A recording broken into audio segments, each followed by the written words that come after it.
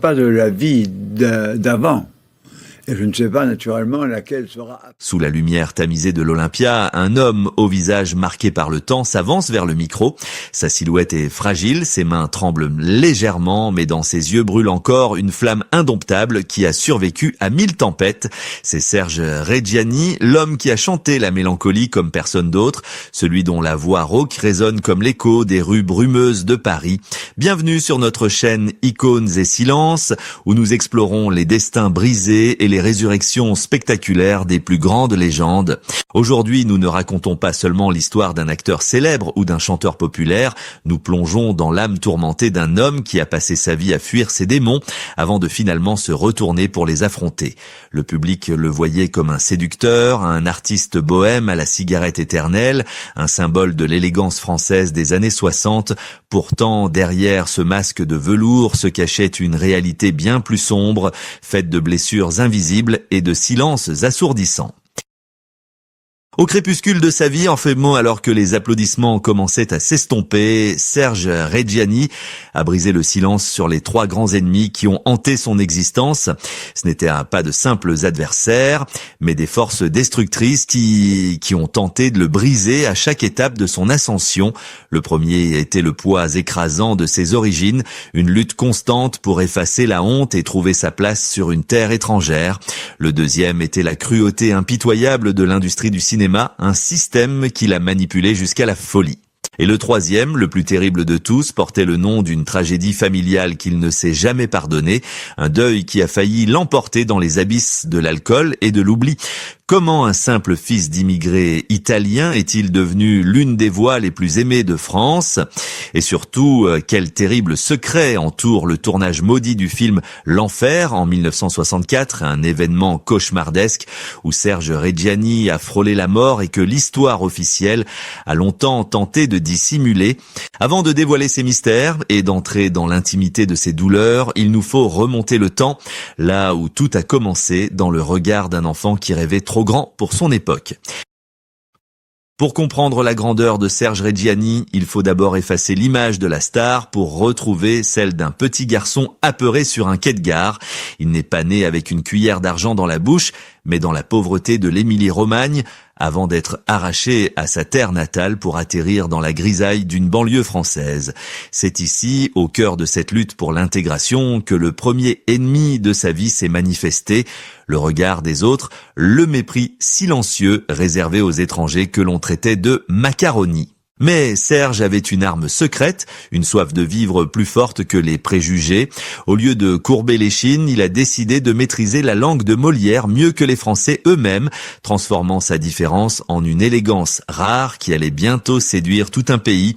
Dans la France de l'après-guerre, une nation en pleine reconstruction qui cherchait désespérément de nouveaux héros, le visage de Reggiani est apparu comme une révélation. Il n'avait pas la beauté lisse des acteurs américains, il avait quelque chose de plus profond, une beauté tragique et une intensité qui semblait porter le poids du monde. L'apogée de cette ascension fulgurante arrive en 1952 avec le chef-d'œuvre de Jacques Becker, Casque d'or. Dans ce film mythique, Serge incarne Manda, un voyou au cœur tendre, aux côtés de l'inoubliable Simone Signoret. Leur alchimie à l'écran est si puissante qu'elle grave instantanément le nom de Reggiani dans la légende du cinéma français. Il devient l'incarnation du romantisme noir, le symbole d'une virilité blessée qui fait chavirer les cœurs. Les critiques l'adorent, les réalisateurs se l'arrachent, et le public voit en lui non plus l'immigré italien, mais l'un des plus grands acteurs de sa génération. Il enchaîne les succès, tournant avec les maîtres du 7e art comme Jean-Pierre Melville dans Le Doulot, où son jeu minimaliste et son regard perçant imposent le respect. À cette époque, Serge Reggiani est partout. Il a le visage que l'on voit sur les colonnes Maurice, la voix que l'on commence à entendre, bien que sa carrière de chanteur n'explosera véritablement que plus tard, comme une seconde vie offerte par le destin. Cependant, c'est peut-être à travers sa chanson emblématique, l'Italien, qu'il a le mieux résumé cette période dorée. Quand il chante « Je suis un Rital », il ne le fait pas avec honte, mais avec une fierté retrouvée, transformant une insulte passée en un hymne universel pour tous les déracinés. Il est devenu la preuve vivante que l'on pouvait partir de rien et toucher les étoiles, que le fils d'un coiffeur modeste pouvait devenir l'égal des rois. Chaque rôle qu'il acceptait, chaque succès qu'il remportait était une victoire sur son passé, une manière de dire au monde qu'il existait. Mais la gloire est une maîtresse exigeante et derrière les paillettes, l'armure du guerrier commençait à se fissurer. Être un symbole demande une énergie surhumaine et pour un homme aussi sensible que Serge, la pression de devoir être parfait, de devoir toujours prouver sa légitimité, devenait un fardeau de plus en plus lourd à porter, alors que les caméras crépitaient et que le champagne coulait à flot, personne ne se doutait que le destin préparait déjà le terrain pour une rencontre fatale. Une rencontre non pas avec une femme, mais avec un projet artistique qui allait se transformer en un véritable cauchemar psychologique, menaçant de détruire tout ce qu'il avait mis tant d'années à construire. Alors que le public ne voyait en Serge Reggiani qu'une icône intouchable, baignée par les lumières des projecteurs et l'admiration des foules, la réalité en coulisses était bien plus brutale, tissée de solitude et de manipulation silencieuse. C'est ici que se dévoile le deuxième visage de ses ennemis, cette industrie vorace qui, sous prétexte d'art, se permet de broyer les hommes jusqu'à ce qu'il ne reste plus que des coquilles vides. Il n'y a pas d'exemple plus terrifiant, plus viscéral de cette destruction programmée que l'année 1964, lorsque Serge a accepté de tourner dans le film bien nommé L'Enfer, sous la direction du légendaire Henri-Georges Clouzot. Ce projet, qui promettait d'être un chef-d'œuvre cinématographique révolutionnaire, s'est transformé en un piège psychologique dont l'acteur a failli ne jamais ressortir. Clouzot n'était pas seulement un réalisateur exigeant, il était un démiurge obsédé par le contrôle, un homme qui croyait qu'il fallait torturer l'âme pour en extraire la vérité. Sur le plateau, l'atmosphère était irrespirable, chargée d'une tension électrique qui frisait la folie. Pour incarner un mari dévoré par une jalousie maladive, Serge ne devait pas seulement jouer, il devait souffrir. Le réalisateur, dans sa quête insensée de perfection, a soumis son acteur principal à un régime de terreur insidieux, le privant de sommeil, le réveillant à des heures impossibles pour le désorienter, le forçant à courir sous un soleil de plomb jusqu'à l'épuisement total, jusqu'à ce que ses poumons brûlent et que ses jambes se dérobent. Ce n'était plus du cinéma, c'était une expérience de vivisection mentale. On raconte que Clouzot le manipulait, le giflait verbalement et physiquement, cherchant à briser la barrière entre l'homme et le personnage, voulant que Reggiani perde la raison pour de vrai afin que la pellicule puisse capturer cette démence. Serge, cet homme à la sensibilité à fleur de peau, s'est retrouvé prisonnier d'un contrat moral où sa santé mentale était le prix à payer pour satisfaire l'ego d'un génie tyrannique. Il se sentait comme une marionnette dont on tirait les fils avec une violence inouïe, un objet que l'on utilise et que l'on jette une fois la prise terminée. C'est là que la rupture s'est produite, brutale et inévitable. Sentant que son esprit commençait à vaciller, que la frontière entre la fiction et sa propre réalité s'effondrait, Serge a pris la décision la plus courageuse de sa carrière. Il a dit non, il a fui le plateau, il a fui ce génie qui voulait le vampiriser, choisissant la survie plutôt que la gloire posthume. Le tournage a été arrêté, le film est resté inachevé pendant des décennies, devenant une légende maudite du cinéma français. La presse de l'époque a parlé de dépression, de fatigue, utilisant des euphémismes polis pour ne pas écorcher le mythe du réalisateur, mais la vérité était que Serge avait échappé de justesse à un anéantissement total. Il avait survécu à l'enfer des caméras, il avait repris le contrôle de son destin en refusant d'être une victime consentante de ce système impitoyable. Pourtant, alors qu'il pansait ses plaies et pensait avoir traversé le pire, il ne savait pas que le véritable drame de sa vie ne se jouerait pas sur un écran de cinéma, mais dans l'intimité de son propre foyer. Une tragédie bien plus sombre, impliquant la chair de sa chair, s'approchait lentement, prête à lui porter le coup fatal dont on ne se relève jamais vraiment. Si l'expérience avec Clouzot a laissé des cicatrices sur son ego d'artiste, ce n'était rien comparé à la dévastation absolue qui l'attendait au tournant des années 80. Le troisième ennemi, celui qui allait le mettre à genoux pour de bon, ne venait pas du monde extérieur, mais de l'intérieur de sa propre chair. Son fils, Stéphane Reggiani, un jeune homme brillant et sensible qui rêvait lui aussi de lumière et de chansons, portait le nom de son père comme une couronne d'épines, trop lourde pour ses épaules fragiles. Serge l'aimait d'un amour maladroit, immense, mais il était souvent absent, happé par ce métier qui exige tout. Il ne voyait pas que l'ombre de sa propre gloire étouffait lentement la lumière de son enfant. Et puis, un jour maudit de l'été 1980, le temps s'est figé. La nouvelle est tombée comme un couperet, brisant le cœur de l'artiste en 1000 morceaux irréparables. Stéphane était parti, il avait choisi de quitter ce monde, laissant derrière lui un père amputé de son avenir et rongé par une question sans réponse. La réaction de Serge Reggiani face à ce deuil impossible ne fut pas une révolte bruyante, mais un effondrement intérieur total. C'est à ce moment précis que le véritable enfer a commencé, bien plus terrible que celui de n'importe quel film. Convaincu qu'il avait failli à son devoir le plus sacré, celui de protéger son enfant, Serge a ouvert la porte à ses vieux démons. Il a cherché l'oubli dans les paradis artificiels, laissant l'alcool devenir son compagnon de route, un anesthésiant nécessaire pour supporter insupportable. Le public qu'il avait tant idolâtré assistait désormais impuissant et peiné à la lente dérive d'un géant. Les journaux parlaient de scandale, de déchéance, mais ils ne comprenaient pas que cet homme ne cherchait pas à se détruire par vice, mais par chagrin. Il voulait éteindre la conscience, faire taire cette voix intérieure qui lui répétait sans cesse qu'il était coupable d'avoir survécu à son propre fils. Pendant de longues années, la musique s'est tue, ou du moins elle a perdu de sa superbe. Serge s'est isolé, devenant l'ombre de lui-même, un fantôme errant dans une maison trop grande et trop vide. L'industrie du spectacle, fidèle à sa cruauté habituelle, a commencé à lui tourner le dos, le considérant comme une étoile éteinte, un homme du passé que l'on regarde avec une pitié gênée.